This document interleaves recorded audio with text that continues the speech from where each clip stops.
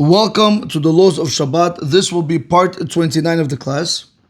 Today's topic, accepted Shabbat early. Rav David Yosef Shlita in the Sefer Halacha Birura is going to discuss a scenario. What happens if a person accepted Shabbat prior to sunset, but then he forgot to do a certain malacha, and he went ahead and he did it? For example, the case that he's going to bring down, let's say a person forgot to cook some type of dish. So he accepted Shabbat early, before sunset. Say 20 minutes before sunset, he accepted Shabbat. Or she accepted Shabbat. Now they forgot to make a certain type of food. And they went ahead and they cooked it during that period after accepting Shabbat, before sunset. Are you allowed to eat that food on Shabbat itself? Now we have to be familiar with a few laws before we begin today's class. So we're going to go to Orach Chaim in Siman Reish Samach Gimel, that's Simon 263, in Halacha Dalet, that's law number 4. The Shulchan Aruch says like this: Lo Yagdim. Okay, I'm not going to be able to highlight everything, but you guys can follow right over here. Lo Yagdim, right over here. Okay. Lo Yagdim, one should not proceed. L'maher, to be quick, lahadlikot, to light the candles, be'od hayom gadol, well before the end of the day. Why? She'az eino nikar shemadliko lechvod Shabbat, because it doesn't seem, it's not recognizable then that you are lighting it for the honor of Shabbat. Now this halacha, Rabotai, was very practical back then in the times of the Shulchan Aruch. Why? So today, Baruch Hashem, we have electricity. Back then, they had candles. They had candles all over the house. So now when you have a woman lighting candles on Shabbat, way before sunset, when people are going to see those candles, they're going to think she's doing it for additional light for the house. They're not going to know that it's for the Shabbat. So that's what he says. Lo yakdim l'maher lahadliko be'od hayom gadol. Do not proceed to be quick in lighting the candles well before the end of the day, because then it's not recognizable that you're lighting it for the honor of Shabbat. But at the same time, he says, but you shouldn't also postpone lighting the candles.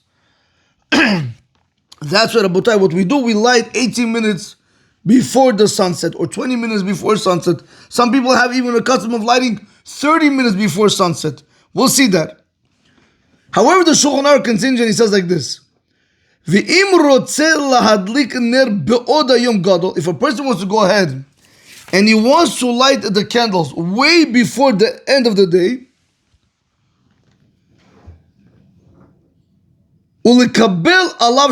and to accept upon himself Shabbat immediately, Ra'ashai, he's permitted to do so.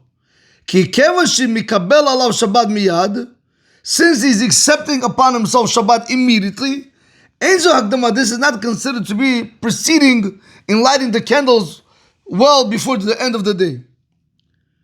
And this is what I want to share with you. And provided it should be from plaga mincha ulamala and on. It's an hour and 50 minutes before night. Now, what are we saying over here? I want to just go to my Zmanim for a second. This is my Zmanim. This is the calendar from my Zmanim. If you guys can see, I put over here Friday, October 31st, which is this coming up Friday. Parsha Lech Lecha. Daylight savings time, right? I want to show you something over here like this.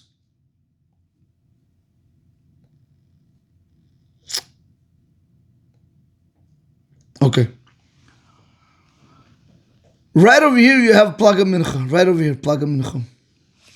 What time is Plaga Mincha? 4:46. Comes the Shulchan Aruch says like this: if you want to light early in the day, no problem, be my guest. But you know when you should do it? You should do it after 4:46. Not at 4:45, at 4:46 and on. Why? If you're lighting the candle at 4:45 or at 4:40, it doesn't seem that you're doing it for Shabbat. People don't see that. However, he says, but if you're lighting after Plag HaMincha at 4:46 and on, he's going to tell you are allowed to do it, but when? By accepting Shabbat immediately. Because we see why you're lighting so early, because you want to accept Shabbat. But it has to be done at 4:46 and on. It cannot be done earlier. Now, Rabotai, the time always changes, okay? It's just, for this week, it's Plag HaMincha is 4:46.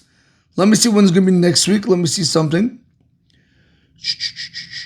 Let's see next week if I could get it. 1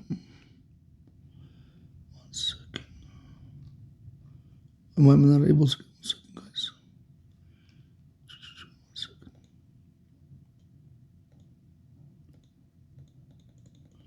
I just want to go to next week Friday. I just want to see something here. November 7. When is Plag HaMincha November 7?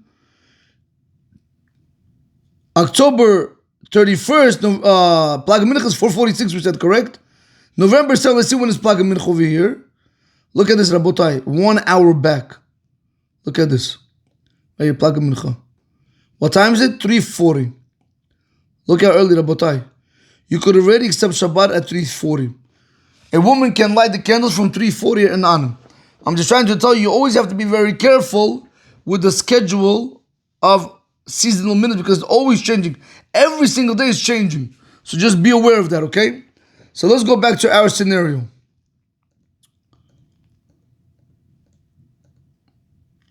Okay.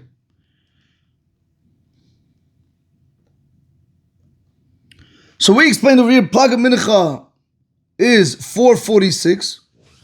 And a woman is allowed to start lighting candles from 4:46 and on. However, she has to accept Shabbat. Now, from 4:46 until 5:52, from 4:46 until 5:52, which is sunset, by sunset, Shabbat falls on you without your consent. Doesn't have to ask you, you want to, you don't want to, it's automatically Shabbat. But prior to then, you have to accept Shabbat.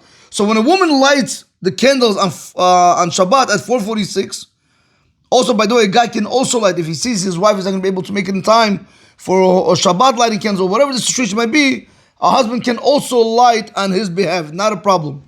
Okay, so if a woman went ahead and she lit the candles at 4:46 and she accepted upon herself Shabbat, immediately from 4:46 until 5:52, that whole time period is called Tosefet Shabbat. That's called the additional time that she's adding onto Shabbat. That means this woman or this person is keeping an hour and 50 minutes more of Shabbat than everyone else. Comes Rav David Yosef Shtain, he's going to tell us in today's halakha, what happens if this woman, after lighting the candles at 4:46, she went ahead and she cooked something. She forgot to make bachsh. She forgot to make chicken soup. I don't know. She went and she did it. Was she allowed to do it? No. It's Shabbat. It's completely Shabbat by her. She cannot do any form of malakha. But what happens if she did do it? What's going to be the halakha? That's what we're going to try to see by Ezrat Hashem B'Leneder today. Before we do continue there, I want to point out another point over here. This whole halakha that we just read in the Shulchan Aruch over here, regarding accepting Shabbat early in the day, that should be after Plag HaMincha. However, but when you're dealing with 18 minutes, what just happened? Okay. When you're dealing with 18 minutes prior to sunset, right over here, if sunset is 5:52 and candle lighting is 5:34, if that's how early, or even let's say 5:52 is candle lighting and you want to light the candles, let's say at 5:30, it doesn't make a difference. As long as it's not, more than 30 minutes prior to sunset, if it's within 30 minutes, this law applies what I'm about to say. So let's say a woman went ahead and she lit the candles at 5:34. Does she accept Shabbat? No. By lighting candles, a woman do not accept Shabbat. When are we going to tell you by lighting candles a woman must accept Shabbat? That's if she's lighting after Plag HaMincha, right over here. After 4:46. Anytime after 4:46 and on, she has to accept Shabbat, because why are you lighting it so early? That means you want to take on Shabbat. Your actions speak louder than your words. However, let's say a woman is following the natural procedure how everyone else does it, 18 minutes before Shabbat. No problem. She wants to light the candles at 5:34. Be my guest. but she forgot to make the chicken soup. Can she go ahead now and make the chicken soup before 5:52? She's allowed to, no problem. She didn't shower, she can go shower. She forgot to turn on the urn, the light in the house. She can do whatever. She's allowed to do all forms of malacha. Because lighting the Shabbat candles does not make you accept Shabbat. However, Rabotai, what happens if this woman went ahead and she lit the candles and she looked in the house and she said, Baruch Hashem, everything's done. Thank God. She sat on the couch and she says, you know something? I want to go ahead and I want to accept upon myself additional minutes of Shabbat. I want to add it to the Shabbat. So she lit the candles at 5:34. And let's say at 5:40, after saying the Hiraton, she sat down on the couch and she says, you know, I want to accept Shabbat. She says, I accept Shabbat. That's it. I want to have additional minutes going into Shabbat. No problem. She's allowed to do it. Now, Rabotai, she's not allowed to do any form of malacha. But what happened? She remembered that she forgot to turn on the urn. She remembered that she did not make the chicken soup. She remembered that she did not turn on the lights in the dining room. It happens a lot of times. Now, Rabotai, is she allowed to do it? Absolutely not. Can she tell another Jew, for example, her husband? Yes, she can tell him, as long as he didn't accept Shabbat. Can she tell a Goy? She can tell a non-Jew, no problem. Can she herself do it? Absolutely not. What happens if she turned on the urn, cooked the chicken soup, turned on the lights during that Tosefet Shabbat, during that additional time, from 5:34 to 5:52? Are you allowed to benefit? Are you allowed to drink that hot water? Are you allowed to eat that chicken soup? Are you allowed to benefit from the light that she turned on in the dining room? Can I learn Torah by that light?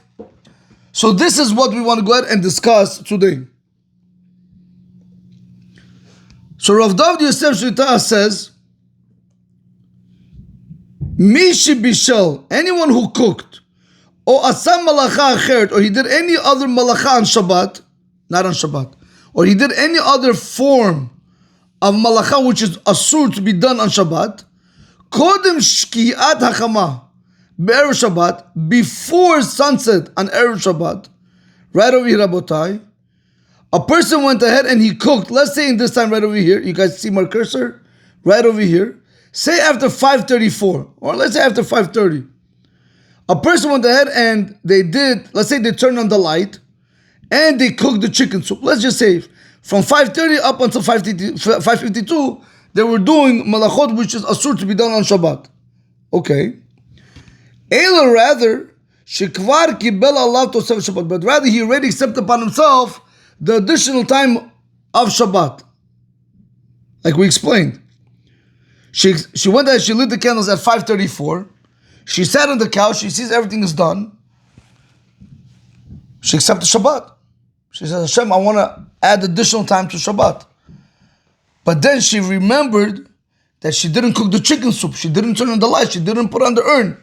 And that's what Rav David Yosef is telling us. And she went ahead and she did it during that period of the Tosefet Shabbat, which is from, in our case, from 5:34 to 5:52. It could have also been from Plaga Mincha, from 4:46 to 5:52. That all that is called Tosefet Shabbat. That's the period that we allow you to add additional time to Shabbat, which is also, by the way, a mitzvah that the rabbis want us to go ahead and add to Shabbat. Okay. So comes Rav David Yosef Shlita and he says like this: anyone who cooked or did a malacha on Erev Shabbat before sunset, but rather he accepted and upon himself Tosefet Shabbat, are you allowed to eat that food and enjoy from that malacha? Mutar le'echol et otot avshel. You are allowed to eat that chicken soup in our situation. Or to benefit from that malacha. In our case, let's say she turned on the light in the dining room. I feel a Shabbat atzma, even on Shabbat itself, you're allowed to go ahead and benefit and eat that food. We don't care if the person did it intentional or if the person did it by accident. We're going to allow you to go ahead and eat that food and benefit from that malacha that they did during Tosefet Shabbat. Before we're going to do the summary, just let's see this one more time in the Maizmanim. Sarah went, she lit the candles at 5:34, and then she accepted Shabbat. and then she realized she didn't turn on the urn, she didn't make the chicken soup, the lights in the dining room are off, is she allowed to go ahead and do malacha? Can she go ahead right now and turn on the urn? Absolutely not. And let's say if she went ahead and she did do it, did she do a sin? Yes. Does she need to do teshuvah? 100%. The question what we're discussing today is, can the husband drink that hot water? Can she drink that hot water? Can they eat that chicken soup? Can they benefit from the light that she turned on during the Tosef Shabbat time? Can they benefit from that light on Shabbat itself? Rav David Yosef tells us, mutar. Right over here, Rabotai. Mutar le'echol et oto tafshil o lehenod me'oto malacha. Afil b'Shabbat atzma. You're allowed to eat that food and you're allowed to benefit from that malacha even on Shabbat itself. Summary. If a person performed a malacha, prohibited labor, such as cooking after personally accepting Shabbat, but before actual sunset, the food or product of that action is permitted for benefit and consumption, even on Shabbat itself, regardless of whether the act was done intentionally or unintentionally. Now, there's a very big difference between accepting Shabbat during the Tosefet Shabbat versus Shabbat itself. So he says over here like this: acceptance of Shabbat creates a personal obligation to refrain from work, but it does not impose Shabbat status on the object. Therefore, the prohibition applies to the person, not to the food or item produced. That's why you are allowed to go ahead and benefit from it on Shabbat itself. In other words, what we're saying is like this: if I would have turned on the urn during the Tosefet Shabbat, why am I allowed to benefit from that hot water on Shabbat? Very simple. Since I accepted Shabbat, and for everyone else, it's still not Shabbat. So really, I'm not doing nothing forbidden with the object, because it's not Shabbat for that object. Shabbat is placed on me. But what happens if I would have turned on that same urn on Shabbat itself? Oh, now over there, I'm not accepting Shabbat. Shabbat falls on me automatically. Now it's asur, what I'm doing with the water, it's a forbidden thing. So that's why the water becomes asur and you cannot benefit from it until after Shabbat. That's what we're speaking about over here. Accepting of Shabbat creates a personal obligation to refrain from work, but it does not impose Shabbat status on the object itself. That's why, as a summary, if a person went ahead and he did malacha during the Tosefet Shabbat after he accepted Shabbat, you're allowed to benefit from that food and you're allowed to benefit from that malacha that you did even on Shabbat itself. However, if you would have done the same thing on Shabbat, over there we're going to tell you you're not allowed to eat the food, you're not allowed to benefit from that malacha until after Shabbat. Rabotai, I should write over here. Let's just, something, let's do it together. One second, let's do this together.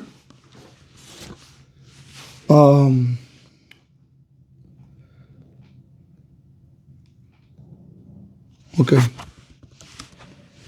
Just want to make sure, let's just get this also down.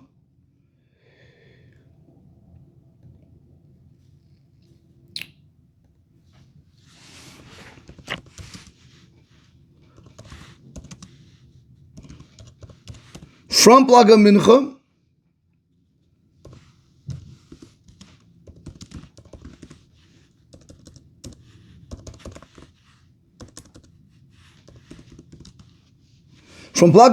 one is allowed to light the candles. However, there is a catch. You must accept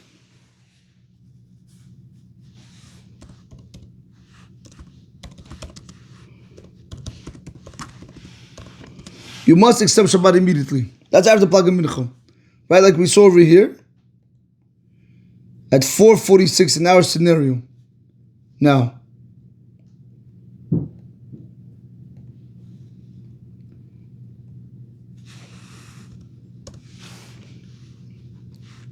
if one lights candles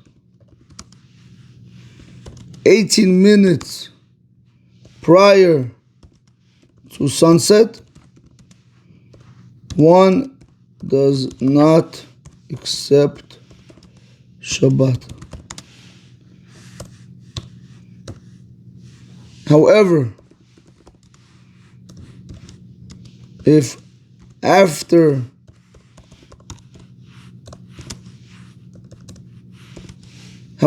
lighting the candles, you accepted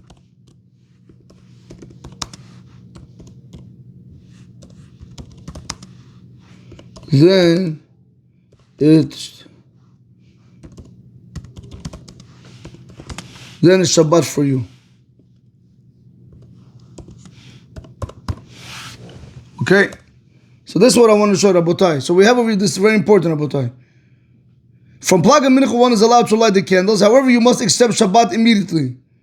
And the next thing we did see today, if one lights candles 18 minutes prior to sunset, one does not accept Shabbat through lighting alone. However, if after lighting the candles you accept the Shabbat, then it's Shabbat for you, and you're not allowed to do any form of malacha.